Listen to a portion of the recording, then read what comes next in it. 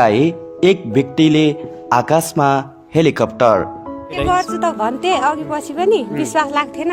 भाइ बनाएर देखाउ त, भाइ यस्तो गर त भन्ने हुन्थ्यो, विश्वास लाग्थेन। भाइले अहिले देख्दाखेरि साँच्चै हो रहेछ, गर्ने रहेछ भन्ने जस्तो भयो।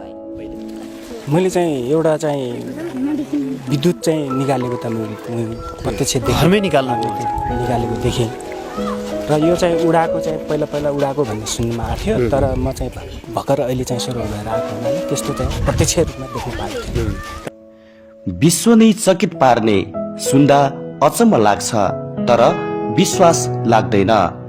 त्यसका लागि यो दृश्य हेरौँ है त।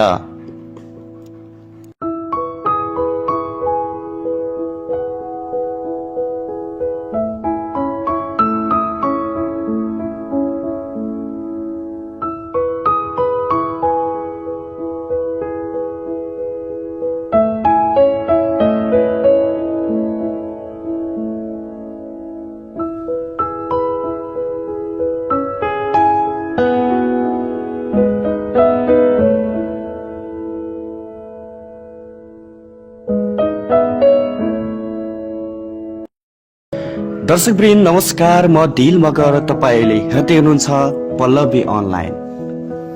रोल्पा रुन्टीगढी गाउँपालिका 6 का लोकेन्द्र बस्नेत अहिले कक्षा 8 मा पढ्छन्। उमेरले 18 वर्ष भए। सानै उमेरदेखि वैज्ञानिक चिन्तनशील व्यक्ति लोकेन्द्र यो भन्दा पहिले पनि पानीबाट विद्युत प्रवाह गरी घर झिलिमिली बनाएको स्थानीयहरूले बताउँछन्। यो भाइको यसो कला अगाडिदेखि हेर्दाखेरि यसको ज्ञान सिप छ भन्ने मलाई चाहिँ भइरहेको थियो। यो उडाउँछ भन्ने मलाई चाहिँ थाहा थियो। यो प्रत्यक्ष मलाई चाहिँ आत्मविश्वास पनि थियो। यसले अरू चिज पनि बनायो, बिजुली पनि बनायो, देखायो। त्यसपछि अरू हतियार जस्तो चिजहरू पनि बनाउन सक्ने यसको क्षमता रहेछ।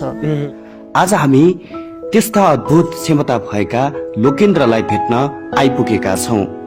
यस विषयमा लोकेन्द्रसँगको कुराकानी अर्को भिडियोमा प्रस्तुत गर्नेछौं।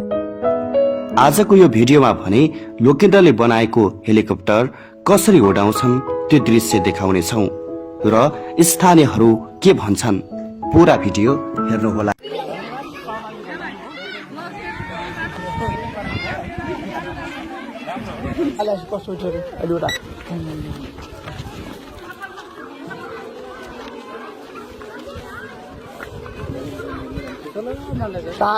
तार छिज्ने त सर एकछिन है, म एकदमै यहाँ बिजी छु। यहाँ पछि सर है,